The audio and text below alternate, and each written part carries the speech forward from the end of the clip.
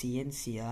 So సివిల్లో అయితే ఎక్కడ పనిచేస్తారు ప్రతి ఒక్క సెక్షన్ అనేది ఇక్కడ రాయాలి, like CSC, triple EC, civil etcetera. So అలా వస్తే name of the finished product, మీరు ఆ రోజు ఏమైనా ఫినిష్ చేశారా ఒక వర్క్ కానీ ఒక ప్రోడక్ట్ కానీ. So name of the HOD or supervisor.